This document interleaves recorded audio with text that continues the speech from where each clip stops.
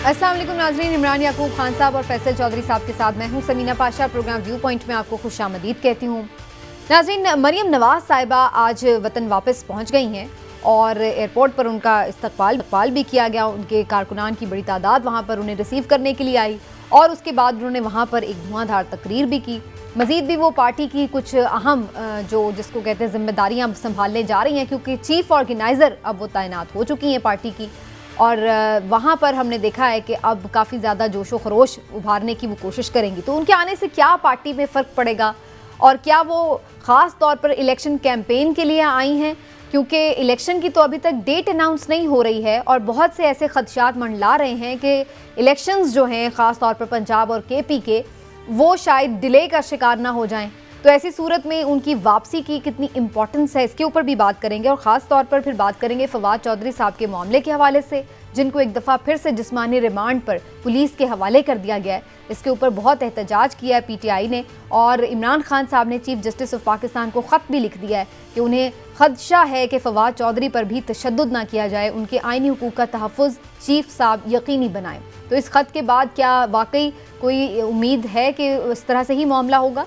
तो ये सारी आज हमारी गुफ्तगू रहेगी, इस पर आप सबको खुशामदीद कहती हूँ। पहले चलूँगी मैं इमरान साहब की तरफ, लेकिन आज आपको वेलकम मैं करूँ ज़फ़र हिलाली साहब को भी शो पे, जो कि हमारे साथ आज मौजूद है। ख़ास तौर पर ज़फ़र हिलाली साहब, बहुत बहुत शुक्रिया आपके भी वक्त का। मुझे थोड़ा सा अलाउ कीजिए, मैं ज़रा इमरान साहब से थोड़ा मरियम नवाज़ की वापसी और फिर ख़ास खबर क्या है उनके पास, क्या प्लान लेकर वो पहुँची हैं, क्या नैरेटिव अब वो बिल्ड करने जा रही हैं, उसके हवाले से गुफ्तगू करते हैं। पहले मरियम नवाज़ की वापसी हुई है इमरान साहब, और उसके बाद उन्होंने वहाँ पर एक तकरीर भी की। उनकी तकरीर के बाद आप क्या इंप्रेशन ले रहे हैं? आगे आने वाले दिनों में उनके निशाने पर कौन कौन है, और ये कि उनकी पार्टी ने उनको जिस तरह से रिसीव करना चाहिए था उस तरह से रिसीव किया? बिस्मिल्लाहिर्रहमानिर्रहीम। देखिए, मरियम नवाज़ अब वापस आ चुकी हैं। आज उन्होंने एक अच्छा शो किया है। अगर ये कहा जाए कि ये शो कैसा था, तो अच्छा शो था, लेकिन जिस तरह से ये शो होना चाहिए था शायद उतना अच्छा नहीं था, बहुत अच्छा नहीं था। ये एक्सीलेंट नहीं आप इसे करार दे सकते। बुनियादी तौर पे ये लाहौर का शो था और लाहौर ही मुस्लिम लीग नून का गढ़ समझा जाता रहा। और फिर उसके बाद ये कि अभी इन्होंने सदर जो मुस्लिम लीग नून के नए परवेज़ मलिक साहब, अल्लाह उनको के रहमत करे, उनके वफात के बाद से मुस्लिम लीग नून लाहौर के सदर का ओहदा खाली था। तो इन्होंने सैफुल मुल्क खोखर साहब जो हैं उनको हाल ही में सदर बनाया अपनी लाहौर की तंजीम का। तो उनका भी एक तरह से ये टेस्ट था। तो असल में आज ये शो जो है वो सैफुल मुल्क खोखर का भी था। मैं अर्ज ये करूँ, एक वीडियो बड़ी वायरल हुई है सोशल मीडिया पर, अज़मा बुखारी साहबा बड़ी गुस्सा कर रही हैं कि ये बहुत यानी पैथेटिक किस्म की अरेंजमेंट हुई है और ये वो इस तरह से। देखिए समीना, बड़ी सीधी सी बात है, ये सियासी जमातों में होता क्या है, जो पैसे लगाता है ना उसी का शो होता है। आज पैसे किसने लगाए? सैफुल मुल्क खोखर ने। आज बंदे किसने वहाँ पे पहुँचाए? सैफुल मुल्क खोखर ने। तो स्टेज पे फिर उन्हीं का कब्जा रहना था। और वो भी ये शो कर रहे थे पार्टी की आदत को कि अगर आपने मेरा इंतखाब किया है तो ये देख लें, मैं ये सारा शो कर रहा हूँ। लेकिन मेरी ज़ाती राय बतौर एक एनालिस्ट के ये है कि, और ये मेरी खबर भी है, हमारे वाकफान आल भी ये कहते हैं कि मुस्लिम लीग नून में सैफुल मुल्क खोखर को भी लाहौर का सदर बनाए जाने पे को बहुत ज़्यादा खुशी नहीं पाई जाती। अच्छा, इख्तिलाफात हैं वहाँ पे भी। इख्तिलाफात भी हैं और इस फैसले को बहुत सराहा भी नहीं गया। ठीक है। कुछ लोगों का ख्याल है कि इसमें उनसे बहुत बेहतर चॉइसेस मौजूद थी, लेकिन उन्हें नहीं बनाया गया। बहुत सारे ऐसे लीडरान जो सीनियर लोग हैं PMLN के, कुछ तहफ़्फ़ुज़ात का इधर उधर इजहार भी कर रहे हैं, वो भी हमें नजर नहीं आए कि वो मरियम को रिसीव करने के लिए। नहीं, वो आए थे समीना। देखे, ख्वाजा साद रफ़ीक, ख्वाजा आसिफ साहब और आज़म नज़ीर तारर साहब, एहसन इकबाल साहब और आबिद शेर अली, ये सब मौजूद थे। लेकिन इन्होंने एयरपोर्ट के अंदर ही उन्हें रिसीव किया। और उसके बाद आपको मैंने जैसे कहा ना, ये आज लाहौर का शो था, तो उन्होंने उस तरह से नहीं किया। हालांकि उन्हें करना चाहिए था,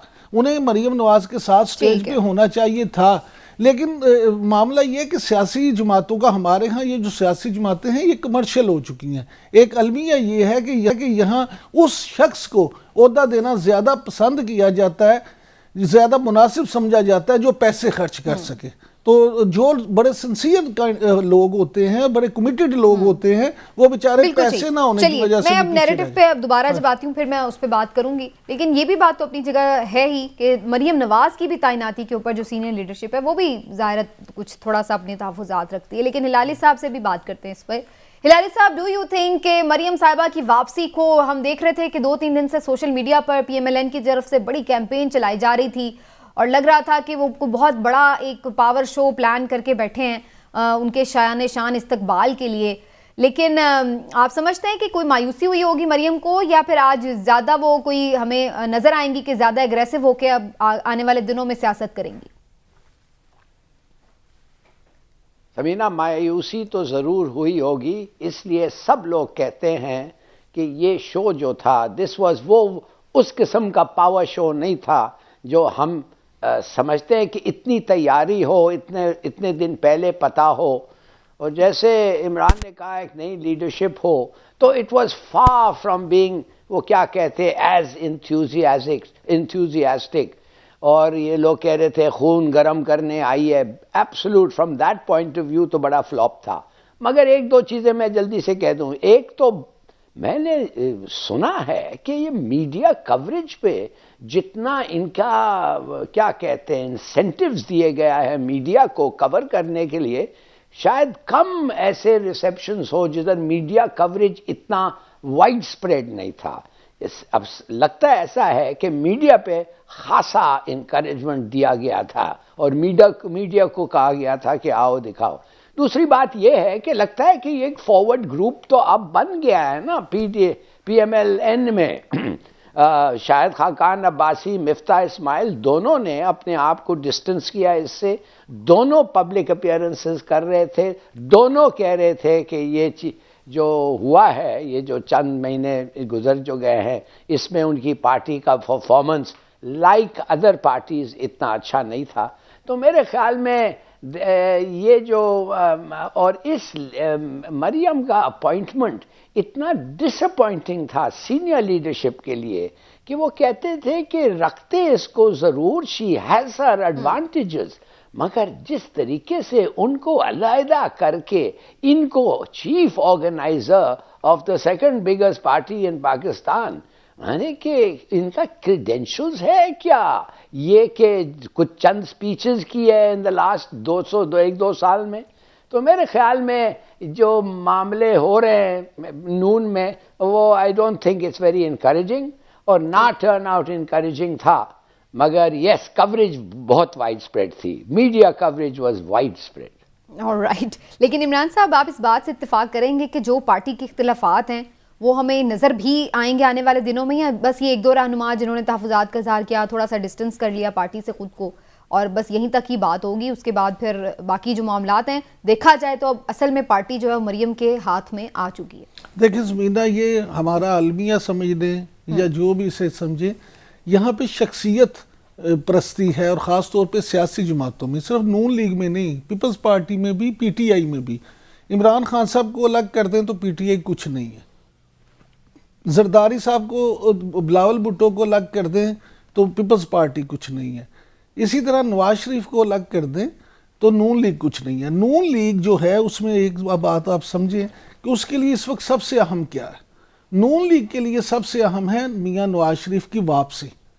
یہ جو مریم نواز صاحب آئی ہیں, اصل میں مریم نواز اس لیے آئی ہیں کہ وہ جو ہیں پارٹی کو آرگنائز کریں, ان ینگ لوگوں کو آگے لائیں, اور اس کے بعد میاں نواز شریف کے لیے ایسا ماحول سازگار بنائیں کہ جس سے وہ آئیں. نون لیگ کے بہت سارے لوگ یہ سمجھتے ہیں, اور ایون شریف فیملی یہ سمجھتی ہے کہ جس وقت مسلم لیگ نون خاصی کرائسس میں تھی, اس وقت مریم نواز باہر آئیں اور انہوں نے جو ایگریسو موڈ اپنایا اس سے پارٹی کو فائدہ ہوا. میں کہتا ہوں یہ آپ اگر ان کا یہ نظریہ بالکل سچ بھی مان لیں, وہ ٹھیک بھی سمجھتے ہیں, تو لیکن ایک چیز کو آپ کو ضرور دیکھنا پڑے گا, آن گراؤنڈ کیا پوزیشن ہے.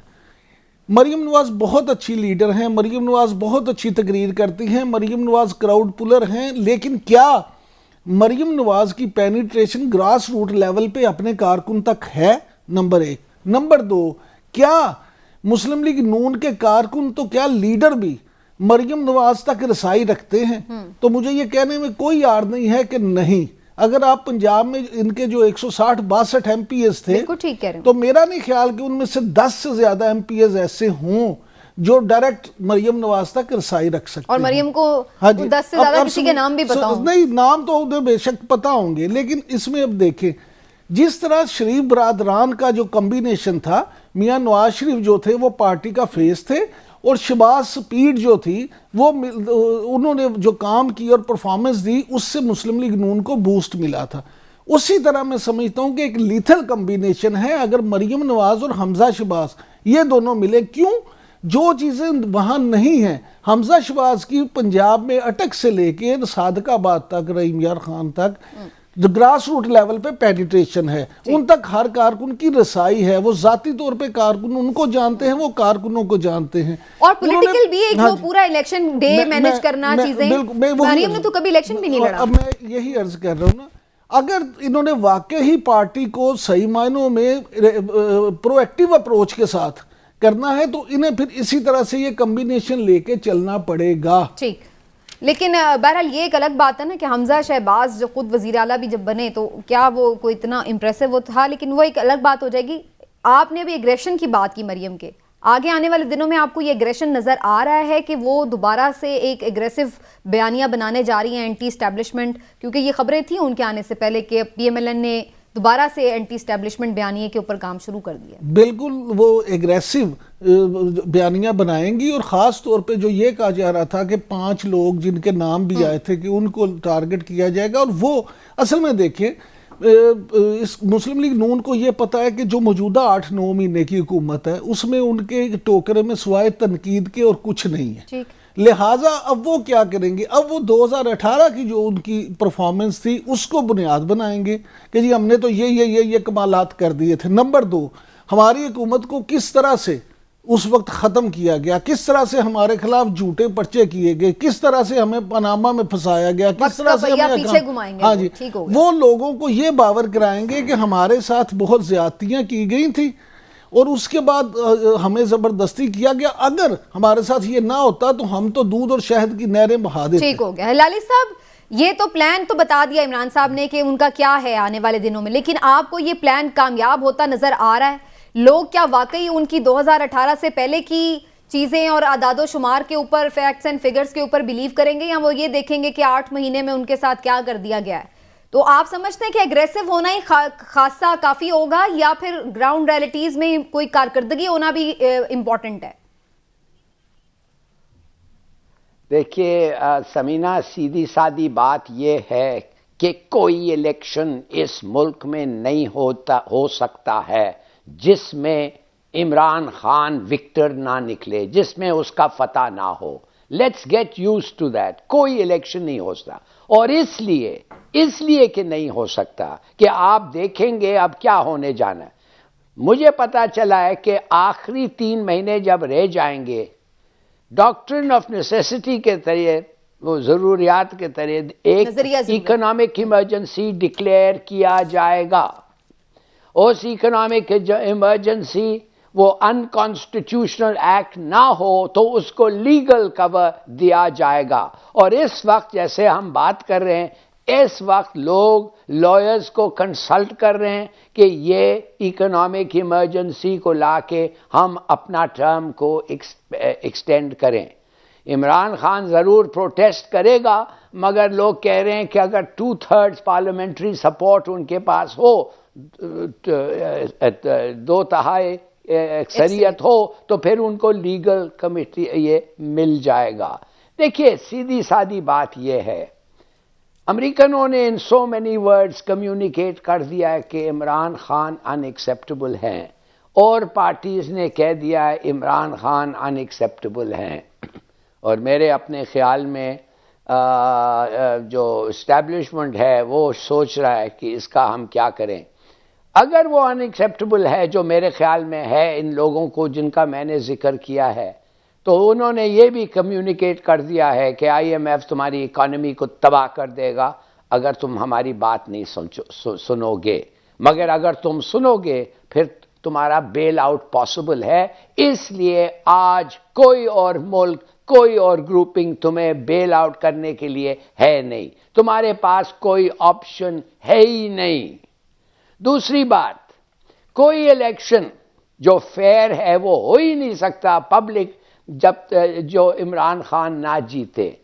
تو الیکشن انجینئر کرنا مشکل نہیں ہے, مگر جب یہ کنڈیشنز آپ کے سامنے رکھا جاتا ہے اور آپ کیا کہتے ہیں ہینڈلرز ہیں, نیوٹرلز ہیں, تو کیا ہوگا؟ تو بیسٹ آپشن ڈیلے کرو الیکشنز, کام کرو ڈسکوالیفیکیشن پہ, ڈیلے آپشنز, بات کرو جلا وطنی کا, ڈیلے الیکشنز, اریسٹ کرو, اور وہ آخری جو الٹرنیٹو ہے میں کہنا ہی نہیں چاہتا ہوں.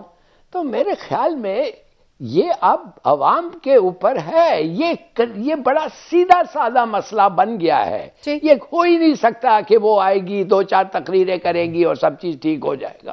نو, یہ ہے آپشن. لیکن عمران صاحب یہ سے جو جس بات کی طرف ہلالی صاحب اشارہ کر رہے ہیں, یہ کافی جو سینئر صحافی ہیں ان کی یہ رپورٹس ہیں کہ یہ میسج دیا گیا ہے کہ ان ایکسیپٹیبل ہے عمران خان صاحب اور یہ سارے معاملات, اور اس میں اکانومی کو بھی ایز اے ٹول ٹوسٹ کرنے کے لیے استعمال کیا جا سکتا ہے. اس پر آپ کا کیا ہے تجزیہ؟ دیکھیں بات سیدھی سی ہے سبینہ, جب ہلالی صاحب ہمارے ساتھ مستقل یہاں بیٹھتے تھے اس وقت بھی ہم دونوں اس پروگرام میں یہ بات کرتے تھے کہ یہ بات آپ سمجھیں کہ اگر عمران خان کو ہی دوبارہ لانا ہوتا, اتنی جلدی لانا ہوتا تو انہیں نکالا کیوں جاتا. اب بات یہ ہے کہ 2 چیزیں یہاں بڑی سمجھنے والی ہیں. ایک تو یہ کہ ہلالی صاحب جو کہہ رہے تھے نا کہ وکلا سے کنسلٹیشن کی جا رہی ہے, تو ہلالی صاحب ہمارے واقفہ نال تو یہ کہتے ہیں کہ یہ تمام چیزیں طے ہو چکی ہیں. اب وکلا نے جتنے انہیں مشورے دینے تھے وہ مشورے دیے جا چکے ہیں, روڈ میپ بنایا جا چکا ہے, اور ان تجزیہ کاروں کے مطابق جو اسلام آباد اور پنڈی کی فضا کو زیادہ بہتر انداز میں سمجھتے ہیں, وہ یہ کہتے ہیں کہ الیکشن کا ابھی دور دور تک کوئی انہیں جو ہے نا امکان نظر نہیں آتا. دوسری بات یہ کہ پنجاب میں جو نگران حکومت قائم کی گئی ہے اس پہ بڑے تحفظات ہیں پی ٹی آئی کے, لیکن آپ یہ دیکھیں کہ عمران خان جو بھی تحفظات کا اظہار کریں, یہاں پہ بھی ابھی تک گورنر پنجاب نے یا گورنر کے پی نے کسی نے بھی الیکشن کا شیڈیول ہی نہیں دیا. تو اگر الیکشن ہونا ہو تو شیڈیول تو کم از کم ہوتا ہے. تیسری بات یہ ہے کہ پھر وہ جو مردم شماری کی باتیں ہوتی ہیں, یہ چیزیں ہوتی ہیں, نئی ووٹنگ لسٹوں کی بات ہوتی ہے, تو وہ تو کافی آ رہے ہیں, ابھی یہ کافی چیزیں ہیں. اور اصل چیز یہی ہے جو دیکھیں مہنگائی ابھی مزید ہونے کو, اور ویسے بھی آپ یہ دیکھیں کہ یہ پہلے سب سے شہباز شریف صاحب نے کہا تھا کہ انہوں نے اپنی سیاست نہیں بچائی بلکہ ریاست بچانے کے لیے وہ حکومت میں آئے ہیں. تو آپ ہلالی صاحب آپ دیکھیں کہ پھر وہی بات اب دہرائی ہے آپ کے اسحاق ڈار صاحب نے. انہوں نے بھی کہا ہے کہ جی ہمارے لیے تو بڑا اچھا تھا, ہم سیاست بچا لیتے, لیکن ہم نے ریاست بچانے کو ترجیح دی. اب وہ یہی بیانیاں لیں گے ساتھ. اور معاشی ایمرجنسی کی جو آپ نے بات کی ہے, دیکھیں ابھی جو مہنگائی ہونے والی ہے اور جس طرح سے ڈالر پچھلے 2-3 دن میں اس کا جو حال ہوا ہے, تو لوگ تو یہ کہتے ہیں کہ پیٹرول بھی اب مہنگا ہوگا. جب پیٹرول مہنگا ہوگا تو اس سے دنیا کی ہر چیز مہنگی ہوگی. تو پھر آپ دیکھیں کہ اس کے بعد ہوگا کیا. کل مجھے ایک ماہر زراعت بتا رہے تھے, انہوں نے کہا جو حالات ہیں اس وقت اگر یہی حالات رہے تو اگلے فصل جو آئے گی چاول کی, تو اس میں شاید چاول 500 روپے کلو پہ چلا جائے. یعنی آئے گا آدمی, غریب آدمی, روٹی اور چاول جو ہے, اگر آٹا اور چاول اس طرح کے فیصلے کر کے الیکشن میں جانے کو تو ظاہر ترجیح نہیں دیں گے, اور ہر ممکن کوشش ہوگی کہ الیکشن ڈیلے کیا جائے. ایک چھوٹا سا بریک لیتے ہیں, بریک سے واپس آتے ہیں. فواد چودھری صاحب کا اس کے اوپر خاص طور پر بات کریں گے, کیا دوبارہ سے ان کا جسمانی ریمانڈ دینا ضروری تھا اور اس کو کیسے لوگوں نے ایکسیپٹ کیا ہے, کیسے اس پر ریئیکٹ کیا, اس کے اوپر بات کرتے ہیں بریک کے بعد.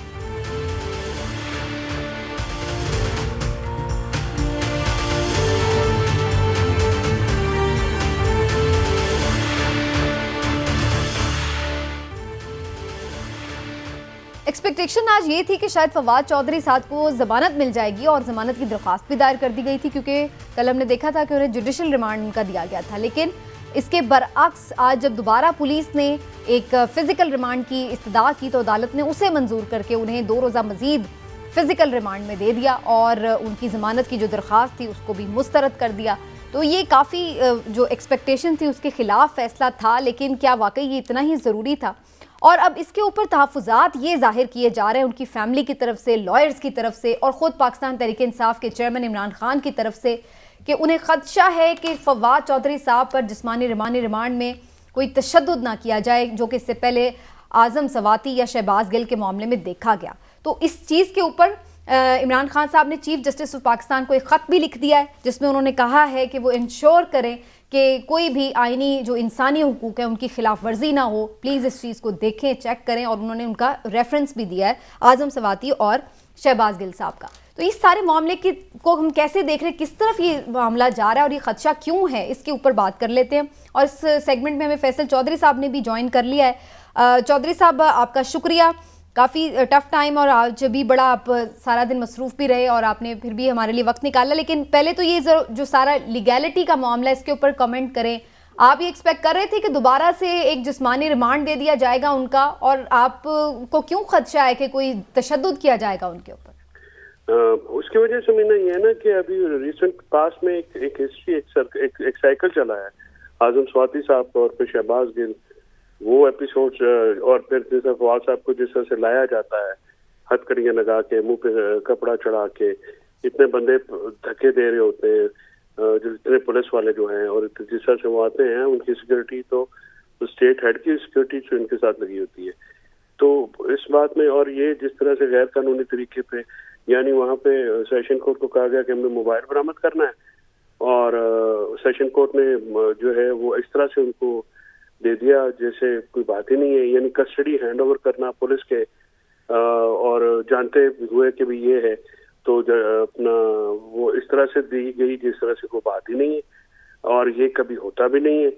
ये तो हमारा सेटल लॉ है कि कोई जुडिशल हो जाए तो उसके बाद तो कभी भी कोई जो है वो नहीं आता। और खास कर जब ये तो एडमिशन है, उन्होंने कहा मेरी स्टेटमेंट है, वहाँ पर तो एडमिशन है कि मैंने स्टेटमेंट ये की है, ये मेरी है, और इस पे किसी को फिर कि जी हमने ये करना है, हमने वो करना है, just for the sake of to keep him in the custody, that's all, एक एग्जांपल सेट करने के लिए। और जिस तरह से बुलाया गया, बुलाने के बाद सेशन जज साहब ने अच्छा चौधरी साहब, इस सिलसिले में कोई आपने खत वगैरह भी लिखा है? एक तो जो खत लिखा है ना इमरान खान साहब ने चीफ जस्टिस को, आपने भी कोई लीगली इसके ऊपर ऑप्शन इख्तियार की है? जी, मैंने खत लिखा है, सोमोटो लेटर जो है, और उसके साथ फवाद साहब का एक हैंड रिटन लेटर जो है वो भी लगाया है।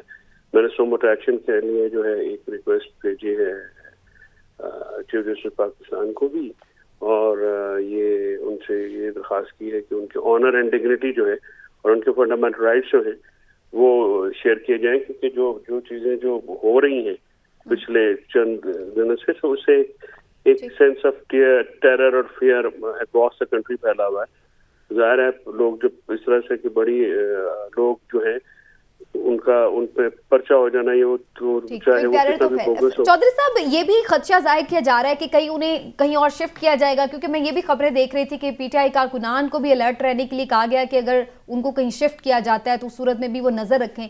तो आपको एग्जैक्टली पता है कि वो किस थाने में, किस जगह पर मौजूद है, किधर है, किसके साथ है, कौन उनको पूछ रहा है? वो इस थाने में कोई सार में तो नहीं है जहाँ पे उनको होना चाहिए, वो किधर है, किस तरह की हालत में है, वो तो कोई पता नहीं, क्योंकि हमारी एक्सेस नहीं होगी।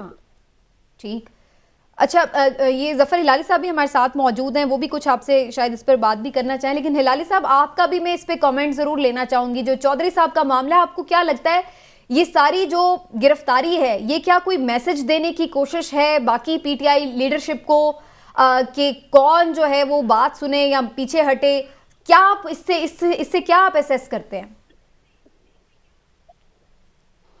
बिल्कुल सही कहा आपने, ये एक मैसेज है, और ये पॉलिटिशियंस जो इस केस को एक किस्म का ओनरशिप किया है और परमिट किया है। पहले तो ये सेडिशन का केस बनता ही नहीं है, ये क्या रियासत, क्या what is the sedition against the state? ये एक आदमी को इंसल्ट किया होगा at best, so what.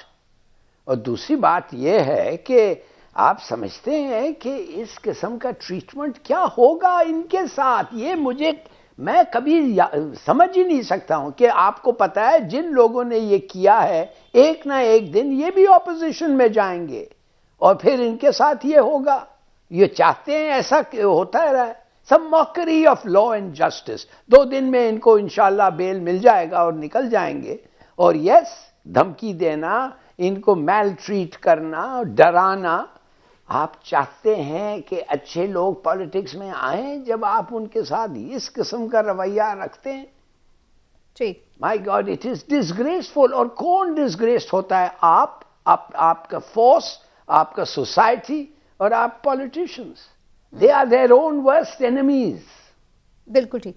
Chaudhry صاحب, جو فواد چودھری صاحب اسٹیٹمنٹ بھی دے رہے ہیں عدالت میں, وہ تو اون بھی کر رہے ہیں اور وہ کہہ رہے ہیں میں تو کوئی ایسی منافقت نہیں کر سکتا کہ میں یہاں پر کچھ بات کروں باہر کچھ. یہ تھوڑا سا ڈینجرس نہیں ہے ان کے کیس کے لیے؟ ایز اے لائر آپ کیسے اس کو دیکھتے ہیں کہ وہ وہاں پہ اور بھی دبنگ انداز میں گفتگو کر رہے ہیں؟ سننے میں تو ویسے اچھی لگتی ہے ایک پالیٹیشین کے لیے, لیکن بات یہ کہ کیس پہ تو اثر انداز ہو سکتا ہے یہ معاملہ. کیس تو جھوٹا ہے نا. کیس پہ الیکشن کمیشن پہ تنقید پہ بغاوت کے سیکشنز کیسے لگ سکتے ہیں؟ پرچہ کیسے ہو سکتا ہے؟ پر یہ تو جسٹیفائبل ہی نہیں ہے, یہ تو لافل ایکٹ ہی نہیں ہے کہ آپ وہ جو اگر ان پہ تنقید کریں اور ان کو اپنی ذمہ داریوں کا احساس کرائیں تو وہ جو ہے اٹھ کے پرچہ کرا دیں. اس طرح سے تو کل آپ ڈی سی لاہور کی خبر دیں گے, وہ آپ پہ بغاوت کا پرچہ کر دے گا. صحافیوں کا کام ہے کہ صبح شام آپ کو چیئرمین پیمرا جو ہے ورنہ وہ تو اپنا اس کے اوپر روز آپ کے اوپر پرچہ کراتا رہے گا. یہ ججمنٹس ہیں کہ الیکشن کمیشن جو نہ عدالت ہے نہ ٹرائبونل ہے, یہ ایک اتھارٹی ہے جس کا کام ہے الیکشن کرانا صاف شفاف طریقے سے. وہ تو ان سے ہو نہیں رہے. جس طرح ڈی ایچ اے ہے یا جس طرح کوئی اپنا ہمارے ادھر کیپٹل ڈیولپمنٹ اتھارٹی ہے, ایک اتھارٹی ہے.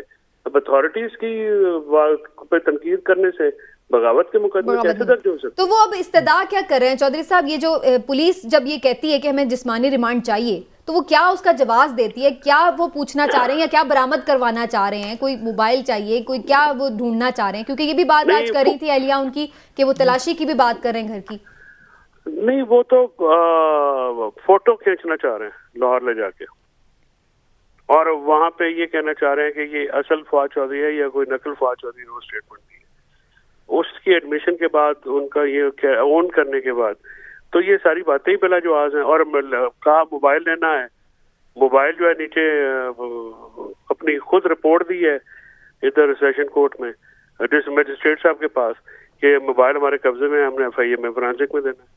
تو جھوٹ اور مطلب ایک سارا ایک اسٹیٹس بنا کے وہ کیس کیا ہوا ہے, اور کبھی کچھ کہتے ہیں کبھی کچھ کہتے ہیں, اور کوئی پوچھنے والا ہے نہیں. جو نیچے والے ججز ہیں, میں مجسٹریٹ صاحب کی بالکل تعریف کروں گا. ہی اسٹوڈ بائی اور لا کے ساتھ کھڑے ہیں. I'm sure بڑا پریشر ہوتا ہوگا ان ساری چیزوں کا, لیکن انہوں نے نہیں لیا. لیکن آج جو سیشن میں ہوا ہے, سیشن کورٹ میں, وہ قابل افسوس ہے. چوئی صاحب یہ بتائیے گا, ایک تو پہلی بات کہ یہ جس طرح سے چوئی صاحب کو یہ لا رہے ہیں فواد چودھری صاحب کو منہ پہ کپڑا ڈال کے, یہ انتہائی غیر انسانی ہے, انسانی حقوق کی خلاف ورزی ہے, اس پہ کوئی دوسری رائے نہیں.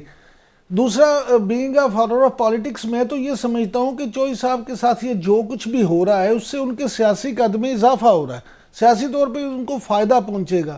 لیکن پولیس کے جس رویے کی آپ نے بات کی اور جس طرح سے چوئی صاحب کی بیگم نے بڑی بہادری کے ساتھ ساری چیزیں برداشت کی, اور انہوں نے یہ بھی کہا کہ بیٹیوں سے ملنے نہیں دیا جا رہا, اور بیٹیوں کا ذکر سن کے فواد چودھری صاحب رو پڑے, تو آپ پولیس کے خلاف عدالت میں کوئی ریٹ نہیں کر رہے کہ پولیس جو اپنا قانون کے مطابق کام نہیں کر رہی؟ نہیں سر, ادھر ریٹ کرنے کا مطلب آپ اندازہ لگائیں, ایک آدمی کو جوڈیشل کرنے کے بعد اس کو سیشن جج بلا کے دوبارہ اسی پولیس کے ہاتھ میں دے دیتا ہے. ادھر کس کے پاس جائیں گے, کس کے پاس داد رسی کے لیے جائے؟ اسی لیے تو میں نے چیف جسٹس صاحب کو سو موٹو کا خط لکھا ہے آج کہ یہ آپ کے سپریم کورٹ کے ممبر ہیں, وکیل ہیں, سینئر پالیٹیشین ہیں, الیکٹڈ آپ کے فارمر فیڈرل منسٹر ہیں. ان کے ساتھ اگر یہ ہو رہا ہے تو عام آدمی جو ڈر اور خوف کی کیفیت میں مبتلا ہو گیا ہے کہ یہ کیا ہو رہا ہے, کس قدر خوفناک باتیں ہو رہی ہیں. چودھری صاحب, آپ کو کیا لگ رہا ہے ابھی یہ کیس زیادہ لمبا چلتا نظر آ رہا ہے آپ کو, یا پھر بھی آپ ایکسپیکٹ کر رہے ہیں کہ شاید اس میں کچھ 2-1 دن بعد ریلیف مل جائے گا, ضمانت بھی ہو جائے گی؟ اگر تو میرٹ پہ ہو تو اب تک فارغ بھی ہو جانا چاہیے تھا، لیکن اب دیکھتے ہیں کیسے اس کو چلتا ہے، جو بھی ہوگا اس کو دیکھیں گے انشاءاللہ۔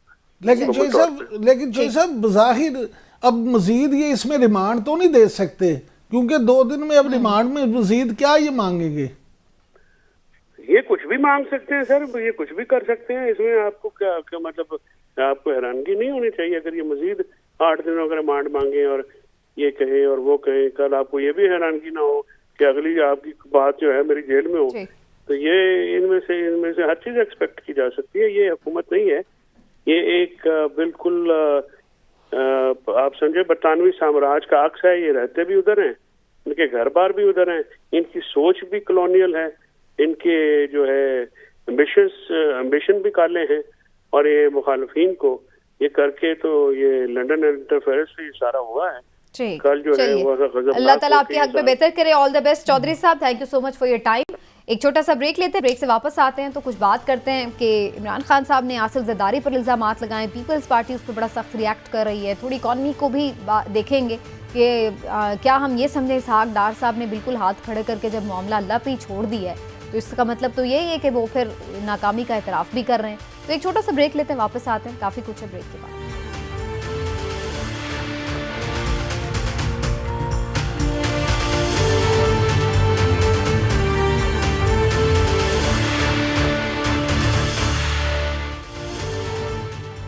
پاکستان تحریک انصاف کے چیئرمین عمران خان صاحب نے کل ایک پریس کانفرنس میں اپنے قتل کا خدشہ ظاہر کیا، جس پر ہم نے کل بھی تھوڑی بات کی، اور آصف زرداری صاحب پر بھی الزام لگایا کہ انہوں نے پیسے ویسے بھی دیے ہیں کالعدم تنظیم کو اس حوالے سے، اور اس کے اوپر پیپلز پارٹی کا بڑا ریاکشن آیا، اور وہ کہہ رہے ہیں کہ جناب اس پہ ہم قانونی چارہ جوئی بھی کریں گے، اور لیگل نوٹس بھیجنے کا اعلان کیا عمران خان صاحب کو۔ بلاول بھٹو زرداری صاحب نے بھی ٹویٹ میں کہا ہے کہ انہوں نے ان کے جو والد ہیں آصف علی زرداری صاحب اور جو دیگر لیڈرشپ ہے ان کی زندگی کو خطرے میں ڈال دیا اس قسم کا بیان دے کے۔ ہلالی صاحب، آپ کے خیال سے عمران خان صاحب کے یہ جو قتل کرنے کا مبینہ خدا نخواستہ منصوبہ ہے، اور پہلے ان کے اوپر ایک ہو بھی چکا ہے اسیسینیشن اٹیمپٹ، تو اس کے بعد کتنا اس کو سیریس لینے کی ضرورت ہے؟ اور آپ سمجھتے ہیں کہ زرداری صاحب کے اوپر الزام لگانا اس طرح سے آ کر یہ کوئی مناسب معاملہ تھا؟ سمینہ، ادھر تو سب لوگ تو سمجھتے ہیں کہ یہ سچ ہے۔ زیادہ تر لوگوں کو اگر پوچھو تو کہتے ہیں کہ ہاں یہ سب ایک ایک کے قاتل ہیں اور کیا ہے، اور ایک کہانی پہ کہانی آپ کو سنے آئے گا۔ یاد ہے آپ کو وہ جب مارے گیا، یاد ہے آپ کو وہ جب مارے گیا۔ بھئی یہ مافیا سٹیٹ ہے، سب لوگ سمجھتے ہیں کہ ایسی چیزیں ہو سکتے ہیں، اور اب وہ دیکھ رہے ہیں کہ at the level of president اور پرائم منسٹر یہ ایکیوزیشنز چل رہے ہیں، تو آخر وہ تو بڑے سیریسلی کہہ رہے ہیں نا، بچے تو نہیں ہیں۔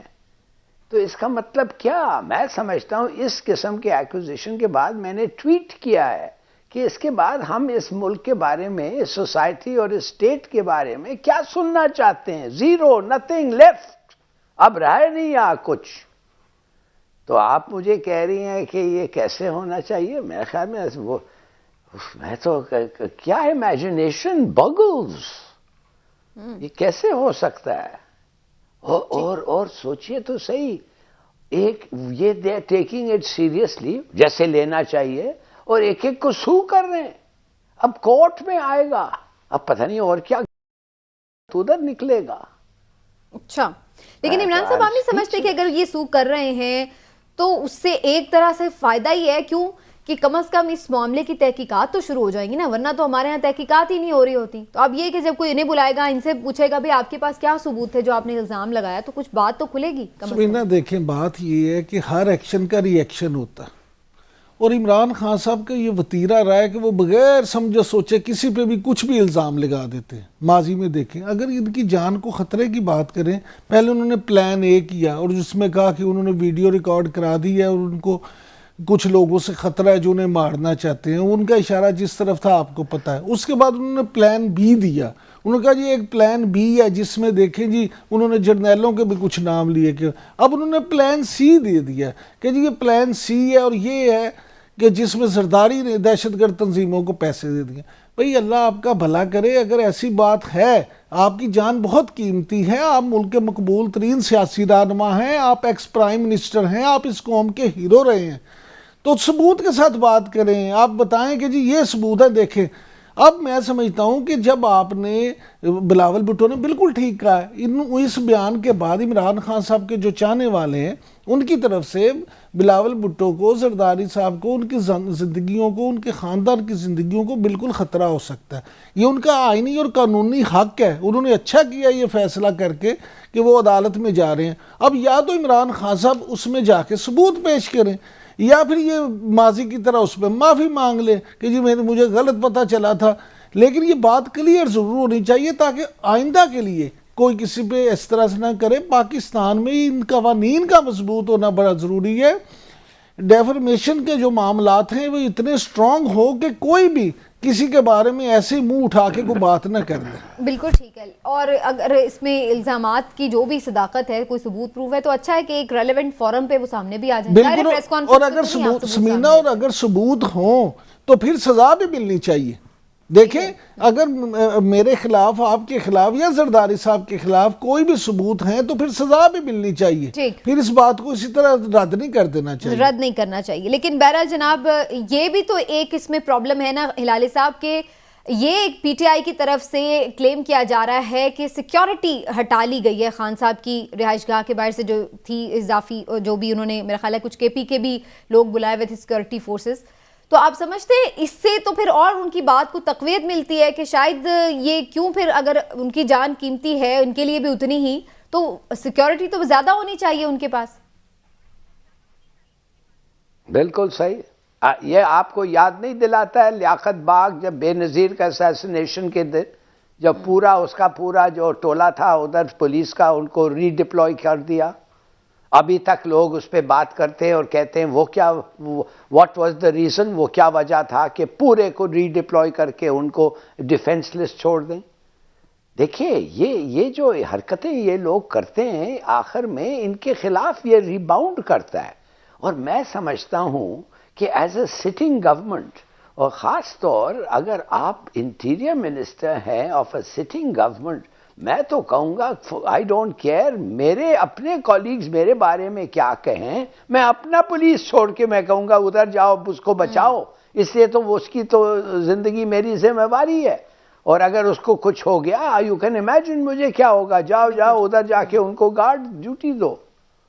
اچھا ہلالی صاحب، یہ پتہ نہیں ان کا خیال کیسا ہے۔ ہلالی صاحب ویسے بھی دیکھیں، اگر عمران خان صاحب کو خدا نہ خواستہ کوئی نقصان پہنچتا ہے تو بات تو سیدھی حکومت پہ آئے گی، تو حکومت کو تو ویسے ہی یہ سوٹ کرتا ہے کہ ان کی سیکیورٹی بہتر ہو تاکہ ان پہ یہ الزام نہ آئے۔ بالکل، بلکہ رانا ثناءاللہ صاحب تو خود ہی آن ریکارڈ کہہ رہے ہیں کہ غیر ملکی ایجنسیاں انہیں ٹارگٹ کر سکتی ہیں۔ یہی، لیکن جو عمران خان کے ناقدین ہیں ان کا یہ کہنا ہے کہ ایک وجہ یہ بھی ہے کہ کیونکہ عمران خان صاحب کی سیکیورٹی کم کی گئی ہے، اس لیے عمران خان صاحب یہ کارڈ کھیل رہے ہیں کہ ان کی جان کو خطرہ ہے تاکہ ان کو سیکیورٹی وہ واپس دی جائے۔ تو بہرحال جو بھی ہے یہ چیز کلیئر اچھی بات ہے۔ ہاں جی، اگر وہ ایسا سمجھتے ہیں کہ انہیں سیکیورٹی چاہیے تو ان کو ملنی چاہیے، چاہے وہ اس کے لیے سمپلی مانگ لیں یا جیسے بھی۔ بہرحال ایک اٹیک ان کے اوپر ہو چکا ہے، اصل سیریس ایشو یہ بھی ہے نا ہلال صاحب کہ ایک اٹیک تو ہو چکا ہے۔ نہیں، ہم اٹیک ہونے کا انتظار ہی کیوں کریں؟ بھئی اٹیک ہونا کوئی ضروری ہے، اگر کسی کی جان کو خطرہ ہے تو اسے سیکیورٹی ملنی چاہیے۔ تھوڑا اکانومی کو بھی جی ڈسکس کر لیتے ہیں۔ کل اسحاق ڈار صاحب بڑے غصے میں پریس کانفرنس کرتے نظر آئے اور لوگوں کو سارے ان کے اوپر غصہ ہے، اور وہ پتہ نہیں کس پہ غصہ نکال رہے تھے، وہ عمران خان صاحب کو ذمہ دار ٹھہرا رہے تھے سارے معاملات کا، لیکن اصل کہانی یہی ہے کہ ڈالر کو کنٹرول کرنے جس طرح سے وہ آئے تھے اور جو کوشش بھی انہوں نے کی، سب یہ کہہ رہے ہیں کہ مصنوعی طور پر ڈالر کے ریٹ کو فکس رکھنے کی وجہ سے بہت زیادہ کیوس ہوا ہے، اور آئی ایم ایف کو بھی انہوں نے ناراض کیا ہے۔ تو یہ دو بنیادی وجوہات ہیں جو معیشت جو ہے جتنی زیادہ بری حالت میں ہے، اور اس کے بعد اب وہ ہاتھ جھاڑ کے کہہ رہے ہیں کہ اللہ تعالیٰ خود ہی جو ہے سنبھال لے گا معیشت، اسی کے ذمے ہے اس کی پاکستان کی ترقی اور خوشحالی۔ تو یہ عمران صاحب آپ کے خیال سے کوئی اعتراف شکست ہے کہ انہوں نے مان لیا کہ جس کام کے لیے وہ آئے تھے وہ ہوا نہیں ان سے؟ سمینہ، مجھے تو ایک بات کا پتہ ہے، سادہ سی بات ہے کہ جب کسی شخص نے اپنی ذمہ داری سے بھاگنا ہو تو اس کے پاس دو آپشن ہوتے ہیں۔ ہلالی صاحب، ایک آپشن یہ ہوتا ہے کہ وہ اپنی ناکامی کا ملبہ کسی دوسرے پہ ڈال دیتا ہے، اور دوسرا آپشن یہ ہوتا ہے کہ وہ سب کچھ اللہ پہ چھوڑ دیتا ہے، کہتا میرے واسطے نہیں گال اللہ جانے تو جانے۔ تو اسحاق ڈار صاحب نے بڑی کمال خوبصورتی کے ساتھ یہ دونوں آپشن کھیلے ہیں، انہوں نے یہ دونوں آپشن استعمال کیے ہیں۔ انہوں نے اس طرح سے میری نظر میں انہوں نے اعتراف جرم کر لیا ہے، انہوں نے یہ تسلیم کر لیا ہے کہ ان سے کچھ نہیں ہوا، اس کے ذمہ دار عمران خان ہے، لہٰذا آپ یا تو عمران خان صاحب کو برا بلا کے تو یا پھر اللہ سے دعا کریں، میں نہیں ساڑھے تے نہ رہنا، جاگ دے رہنا۔ میرے خیال میں ہلاری صاحب کیا ہی اچھا ہوتا نا اس اعترافی شکست کے بعد وہ پھر ریزائن بھی کر دیتے کہ جس کام کے لیے میں آیا میں نہیں کر سکا، چاہے اس کی وجوہات جو بھی تھیں، لیکن میں کر نہیں سکا تو میں ریزائن کرتا ہوں۔ یہ تو انہوں نے نہیں کیا، ابھی تک وہ وزیر خزانہ ہے۔ یہ مگر سمینہ آپ کو یاد ہوگا کہ پرائم منسٹر نے خود کہا تھا چند دن پہلے کہ میں خود نیگوشیٹ کروں گا آئی ایم ایف کے ساتھ، اور وہ ٹیم کو انہوں نے دعوت دی اور وہ ٹیم کے ساتھ انہوں نے نیگوشیٹ کیا۔ تو میں نے کہا یار وہ تو ایک جوائنٹ سیکرٹری وہ ٹیم کو لیڈ کرتا ہے، ہمارا پرائم منسٹر کہہ رہا ہے اس کے ساتھ نیگوشیٹ کرے گا، یہ کیا ہو رہا ہے ادھر؟ دیکھیے جب پرائم منسٹر نے اناؤنس کر دیا کہ وہ آ رہے ہیں، وہ ٹاکس کامیاب ہوں گے اور ہم ہر چیز ان کا مان دیں گے، تو یہ ڈار کو تو بیسکلی انہوں نے کہا تم ہٹ جاؤ، you are no longer required. بالکل صحیح، اس وقت اس کو کہنا تھا چلیے جی میں جا رہا ہوں، خدا حافظ۔ مگر دیکھیے کس قسم کا سٹیٹمنٹ انہوں نے دیا ہے۔ اور سمینا 25% ہے پر منتھلی انفلیشن اس وقت، اگر وہ ڈالر ایسا جائے تو 35% انفلیشن ہوگا نیکسٹ منتھ۔ یہ ایک کیٹاسٹرافک ایک اس قسم کا ڈیولپمنٹ ہے۔ انڈرسٹینڈ یہ کیا ہونے والا ہے۔ تو آپ بہتر جانتی ہیں بجلی 84% اور 800 بلین روپیز جی ایس ٹی میں ریکور کرنا ہے۔ مائی گاڈ یہ کیا کر رہے ہیں اس ملک کے ساتھ؟ اور یہ دیکھیے انہوں نے ایسا دبا کے رکھا ہے ان کو کہ وہ کہہ رہے ہیں کہ ہم آئیں گے ہی نہیں، بات شروع نہیں کریں گے جب تک آپ یہ جو وعدہ آپ نے کیا یہ پورا نہیں کریں گے۔ اس لیے یہ ڈالر کو اس طریقے سے، اور پھر بھی جب ڈالر 53 گیا پھر 43 واپس آیا، رک گیا۔ کیوں؟ اس لیے انہوں نے پھر پیسے پھینکے اس کے پہ روکنے کے لیے۔ اب ان کا ٹیکٹک یہ ہے کہ اب جب آستے آستے اوپر بڑھنے دیں گے، they haven't let it float completely جو ان کا ایکچول وعدہ تھا۔ مگر چلیے دیکھتے ہیں کیا ہوتا ہے۔ لیکن عمران صاحب مجھے تو اس بات سے بھی زیادہ فکر اس بات کی ہے کہ ابھی ہم نے مان لیا مہنگائی کر لیں گے، باتیں پوری کر کے آئی ایم ایف سے پیسے بھی لے لیں گے، لیکن پھر 2-3 مہینے بعد ہم اسی سٹیج پہ کھڑے ہوں گے، کیونکہ الٹیمیٹلی تو بات وہی ہے کہ کوئی لانگ ٹرم پالیسی تو سامنے آ نہیں رہی ہے اور نہ ہی کوئی ایسی اور وجوہات نظر آ رہی۔ تو آپ کو نہیں لگتا ہے کہ 2-3 مہینے بعد ہم پھر اسی جگہ پر کھڑے ہوں گے جب وہ پیسے ملیں گے ہم استعمال کر چکے ہوں گے؟ مجھے تو سمینہ فکر اس بات کی ہے کہ آپ اتنا فکر کر کر کے ہلکان کیوں ہو رہی ہیں؟ دیکھیں یہ حکومت یہ سیاستدان دونوں کو آپ دیکھ لیں، اتنی معاشی صورتحال خراب ہے پاکستان میں۔ دیکھیں انڈسٹری جو ہے بڑے بڑے گروپ وہ ان کے پاس سامان نہیں ہے، آپ بند ہو گئے کارخانے، کارخانے بعد پیکیجنگ جو سب سے دیکھیں چیز انڈسٹری جو ہوتی ہے نا وہ جڑی ہوتی ہے، کسی کی جو را پروڈکٹ ہوتی ہے دوسرے کے لیے وہ فنیشنگ پروڈکٹ ہوتی ہے، یہ ساری چیزیں جڑی ہوتی ہیں۔ یہاں پہ معاملہ یہ ہے کہ بہت سارے گروپس، میری آج بھی کچھ انڈسٹریلسٹ کے ساتھ بات ہو رہی تھی، کوئی کہہ رہا تھا کہ فروری کے مہینے میں، کوئی کہہ رہا تھا 1 مارچ کے بعد، یعنی انہیں یہی نہیں پتا کہ اس کے بعد وہ انڈسٹری چل بھی سکے گی یا نہیں، کیا عوام کو کچھ ملے گا بھی کہ نہیں۔ تو یہ اپنی لڑائیوں میں پڑے ہوئے ہیں، یہ نہیں کہ بیٹھ کے ملک کا سوچ لیں۔ بالکل ٹھیک ہے جی، یہ تو کوئی نہیں ابھی سوچتا ہوا ہمیں نظر آ رہا، لیکن پروگرام کا وقت۔ ظفر ہلالی صاحب آپ ہمارے ساتھ آج کے پروگرام میں موجود رہے، آپ کا بہت شکریہ۔ ناظرین پھر آپ سے ملاقات ہوگی، اپنا خیال رکھیے، اللہ حافظ۔